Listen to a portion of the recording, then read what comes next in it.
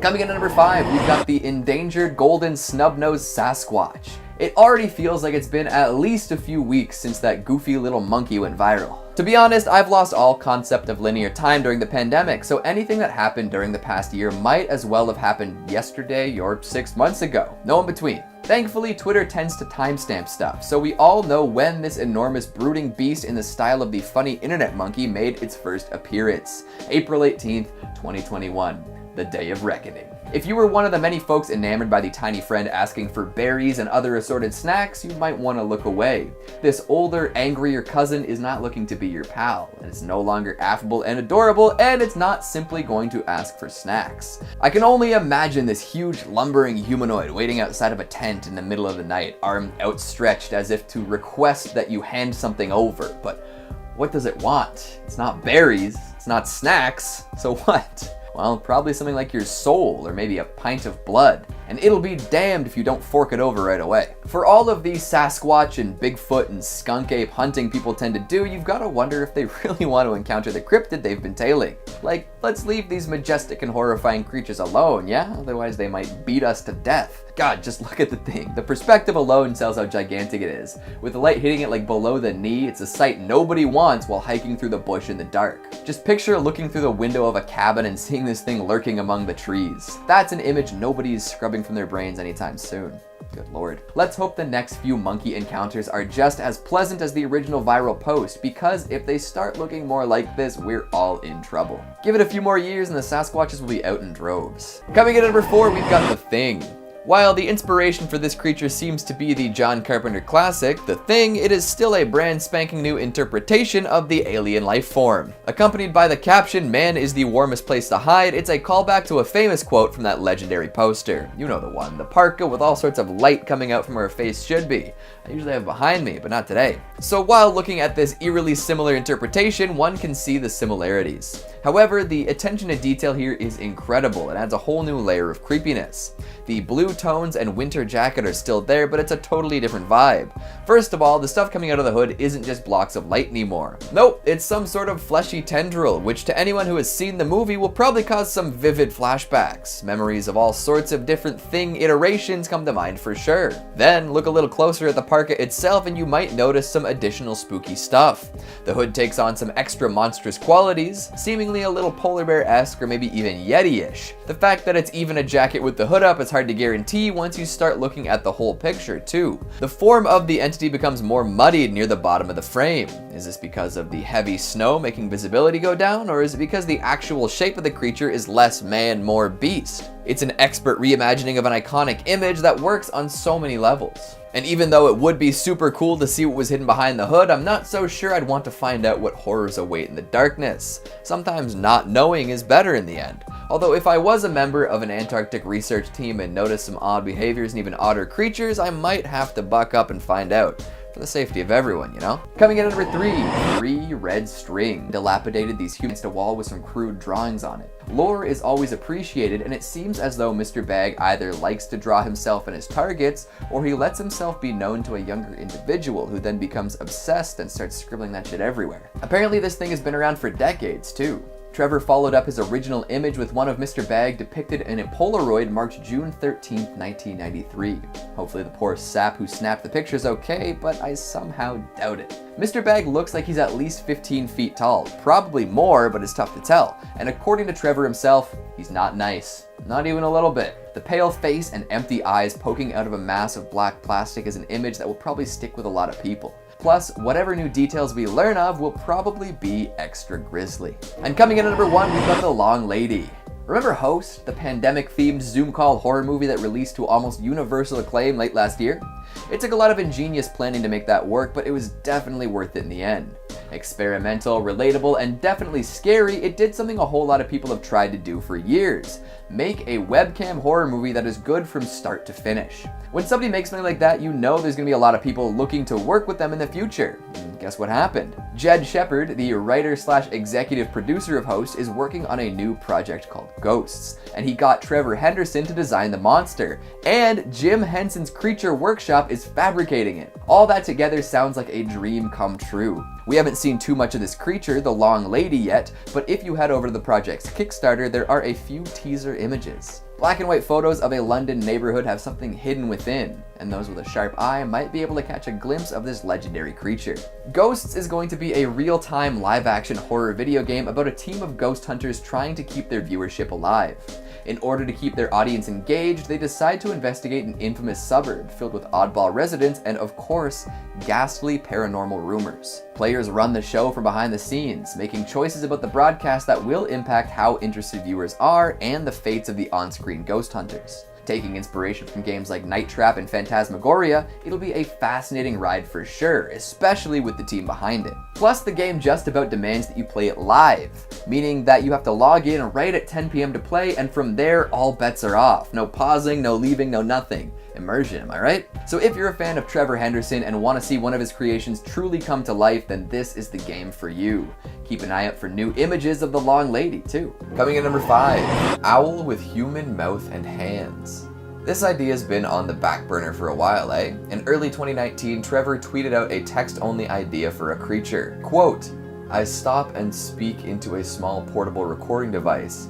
Owl with human mouth and hands," end quote. Obviously, this funky idea stuck with him because here we are in 2021, reaping the rewards of said fascinating image. Before we get into the details of this creature, just imagine for a moment, if you will, walking outdoors and having a perfectly average day. Then a man stops up next to you, raises a portable recorder before his face, and speaks those words.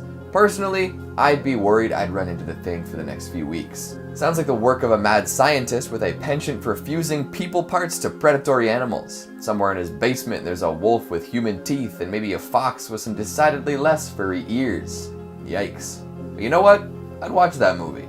Back to the creature at hand though, or should I say, hands. This hideous abomination is everything that I want to avoid at all costs. Owls are classic spooky creatures to begin with, often associated with paranormal creatures of the night, Halloween, and general creepy ambiance. So adding in some very upsetting alterations only makes them that much scarier. What does it need those huge mitts for anyways? They're good at hunting their prey as is. One has to assume those extra digits are for hunting a new kind of prey. Larger, harder to handle, better at struggling free of its grasp. Do you think this thing hunts humans? Maybe that's it. The more people it kills, the more human it becomes. I'm not claiming that that's what actually happens, but if you ever see somebody with particularly owl-like eyes, maybe walk the other way. Running full tilt is probably a good call too. Lastly, I want to discuss the final human detail here. This owl does not have a beak, it has a gaping maw full of bloody human teeth. Honestly, I can deal with it as long as it keeps this portal open in the wide open position presented in this picture. If it smiles, might never sleep again. Coming in at number 4, bird. Well, it can't be that bad, right? It's just a bird. We've lived alongside these winged creatures for years, and the worst that seems to happen is that someone will get dive-bombed every once in a while. Maybe an ostrich will get extra aggressive, or some chickens will relentlessly peck at someone's ankles. But those birds, they've got nothing on this. Introduced with the flavor text, farms left abandoned, their fields overgrown, something moving through the fields nearby. Birds congregate on the land in worship. This prompts a whole lot of imagination now, doesn't it? Why did the farmers abandon their fields? What evil presence inspired that major life change? What's moving out there? The birds or other scarier creatures? Now, if you look right at this thing, you'll find that there isn't much likely to be scarier. Just hanging out by a decrepit tunnel covered in lichen and other dangly haunted house decorations, looking back over its shoulder at whoever's interrupted its strange rituals in the dark. Ugh, it kind of looks like a huge bird/human fetus with those awful red eyes. And the multiple deformed little wings on its back really sell that idea. So how did this thing come to be? Is it an experiment between bird and man gone wrong? A demon summoned from the nether realms? Regardless of how it got here, I'd really rather it just went away. At least you can almost guarantee that you'll avoid it by staying out of an abandoned farmer's field, right? But some folks just can't seem to consistently do so. Hopefully they're content with just going about their rituals, ignoring any new presence as best they can. Coming in at number 3, an office worker.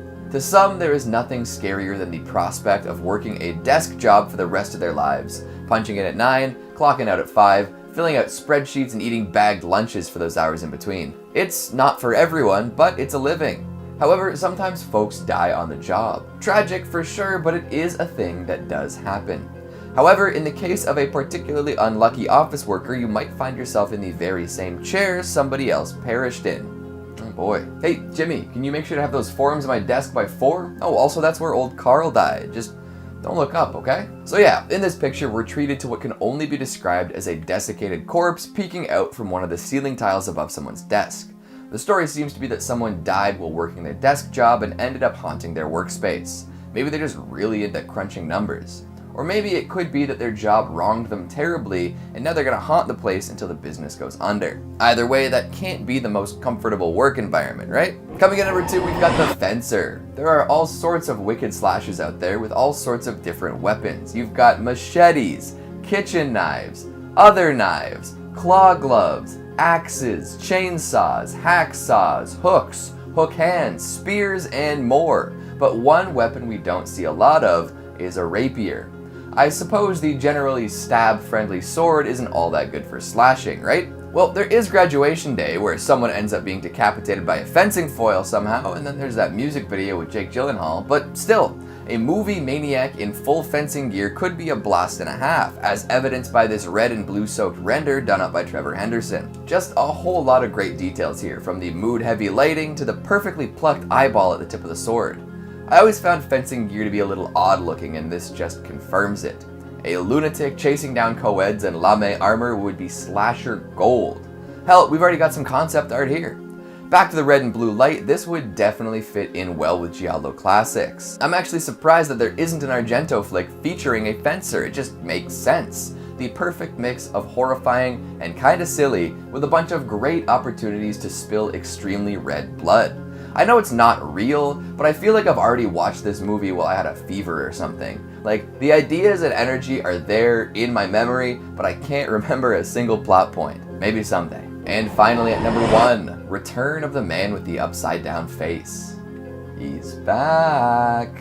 And he's ready to bear witness to more terrible tragedies. You might be familiar with this particular cryptid as he makes pretty regular appearances in Trevor's work. There's one hell of a backstory too. This figure makes appearances in the background of many awful events. It's said that he feeds off the negative energies of people, and in order to keep that food coming, he causes plenty of pain and death. If you look at a picture taken just before a catastrophe, there's a good chance you'll see the man with the upside down face somewhere amongst the subjects. He's never seen at the time, but will inevitably show up in the photo. For a long time, he only seemed to appear in black and white ones, possibly giving people hope that he was a relic of the past. Unfortunately, as this latest appearance shows, he's still alive and kicking, even in full color.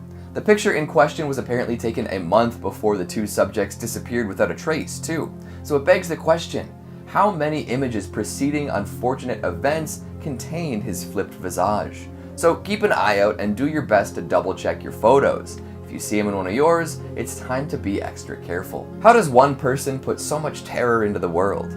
I don't know if I have a good answer for that, but damn am I glad he does. There are so many excellent creatures willed into existence by Trevor Henderson, and it's always a blast to explore and find out more about each one. Coming in at number 5, we've got Bachelor number 1. For all of you lonely hearts out there, fret not, there is a lovely bachelor just for you. As long as you don't have trypophobia, he could be your dream guy. Just look at this moral mushroom-looking dude and imagine your life together. As a sharp dresser and quite photogenic, this potential hunk of love is a treasure trove of wonderful traits. For example, he loves to cook. Big on Italian food, he often does his best to learn new recipes and cooks from home quite often. So you foodies out there, he could be quite the catch. That insane dome goes well with the type of food too. You could easily mistake that head top for a big mass of spaghetti or maybe a terrifying incarnation of Pizza the Hut. His hobbies include reading, watching movies, and of course, smelling the black moss that grows in the corner of his basement. Who doesn't love a good sniff of the subterranean gunk from time to time? Hell, he'll probably share if you come and visit. This next fact might come off as a little odd, but he also loves bird watching. In his profile, he lists amateur ornithologist. So for those looking to try something new, this could be it. Plus, and some folks are gonna love this, his head just won't stop growing. All that pulsating flesh up there keeps increasing in size. He's got 4 visible mouths now, but that could very well go up at a moment's notice. There's always more to love. Plus, once you meet him, he'll never leave your dreams. This is the kind of dude that comes along once in a lifetime. Now, you could go with Bachelor 1 right now and live happily ever after. Or maybe wait and see what the next lucky contestant has to offer. Is it better to stick with what you know, even if it's an eldritch monstrosity? Or will you delve into the unknown and accept all of the terror that comes with it? Find out next time on Weird, Horrifying Bachelors from the Mind of a Madman. What kind of cuisine will the next guy prefer? Coming in number 4, Warehouse Stranger. There are few places on planet Earth that match the otherworldly vibe of a discount furniture warehouse. Any wide-open monument to capitalist overproduction tends to share that eerie feeling of being somewhere that you probably shouldn't be. Exciting and fun to explore, but definitely not somewhere you should spend more than a few hours per month. Really, any liquidation-based business gives off this aura. It might seem as though sticking around too long is bad due to psychic damage, or maybe the chance of getting locked in because the employees don't care to check every corner before leaving, but there's another potential danger: being followed by a stranger. And a stranger that looks like this, no less. I've got a whole lot of questions about this figure, lurking between the love seats and sectionals. Where did he come from? Why an empty discount furniture warehouse? And what's up with his head? And that head query leads me to making a connection between Warehouse Stranger and a few other mask-wearing creations. In part 2, we talked about Mr. Mask, who seems to have some pretty similar features, and there are a few other Henderson cryptids that also share their lanky stature and oversized domes. Are they related? Why do they inhabit these odd, otherworldly spaces? It's hard to even tell if they're dangerous or not, which might actually add to the disturbing quality. According to Trevor, a balance between goofiness and scariness is key to a good monster, and you know what? I see that. This lad is gonna follow you around the store, keeping a consistent distance at first, but getting closer over time. He thinks he works there, but nobody can be quite sure if he's trying to help you out, or if he knows you're not gonna buy anything and just wants you to leave. Just don't scuff any of the upholstery and you'll probably be fine. Coming in at number 3, we've got Mr. Mask. Sometimes you've just gotta show your support. It's a trend seen in all sorts of different horror communities, but is especially amusing when applied to some of Trevor Henderson's creations. Instead of reacting with shock and disgust to a creepy crawly creature that stalks the night, why not do your best to boost it up? At first, you might see a creature like this wearing an uncanny valley humanish mask and think, oh my god, I gotta get out of here. But then, you see the caption. He made his own mask this time. Oh, this monster likes to craft. He made a mask for himself and wants to show it off. Even if it is an unsettling facsimile of the human form, at least he's trying. Gray skin, cracked surfaces, overly detailed teeth, and a pair of dead, painted-on eyes, but hey, he made it himself. Give a little credit where credit's due, right? So while seeing this image out of context might induce a full body case of the shivers, the replies to this picture on Twitter are all folks saying how proud they are of the hard work Mr. Mask put into creating his face covering. You gotta wonder what's under the mask though. That pitch black silhouette, barely visible in the darkness, supports a different face than the one we're seeing in the moment. What inspires this thing to cover its face? Is it too scary for human consumption? How could it possibly be worse than the face it made for itself? Have we seen this creature before, but wearing a different visage? Coming in at number 2, we've got Bad Dream. Nightmares have plagued folks since the dawn of humanity. There's no escaping our subconscious fears, especially when we're dreaming. However, most folks tend to dream about missing the bus before a big job interview or showing up to an exam wearing nothing but their underoos. These stem from real-life, everyday fears: failure, public embarrassment, performance anxiety, and more. So what does it mean when you see something like this in a dream? Did you see it somewhere in real life first? I don't know what's worse, conjuring up something like this as shorthand for whatever problems plague you, or actually encountering it in some capacity before having it visit your dreams. This is one of Trevor's pieces that involves both digital photography and digital painting. He's inserted this creature into an actual photo, making it feel extra real, or extra surreal. The empty room on its own would be unsettling, giving off some back rooms vibes. Imagine being in a place like that, even without a monster in the door. You'd definitely think twice before exploring, right? Scroll a little further in the thread and you can find a much more detailed rendering of this figure too. Is that a human skull or some sort of alien form? It's definitely wearing some sort of button-up coat, so we know it likes to keep warm. And finally at number 1, the Placer County anomaly. More of the world is photographed today than ever before. There are countless camera-laden vehicles, drones, and satellites capturing images of every square inch of the Earth. Google Earth has managed to map pretty much every inhabitable area of the world. folks can hop online and see whatever street they want, right at ground level in 3D, 360 degrees. But some of it is off limits. Faces are blurred, license plates are censored, and unspeakable horrors are redacted. According to the caption on this one, 8 people were found dead near the Homewood ski area in Placer County, California. Folks scoured security footage, but most of it was unusable or unintelligible. However, for a moment, an anomaly was spotted. Resembling a cacodemon from Doom or a gigantic sky meatball with a multi-tiered tooth-filled mouth, this thing floated above the censored area for a few moments and then disappeared. Upon further rewatches of the footage, the creature did not reappear. Looking at the original image posted by the California Landscapes bot, a lot of the mysterious intrigue is still there. For some reason, half the image is totally blacked out with an additional rectangle of landscape removed without content.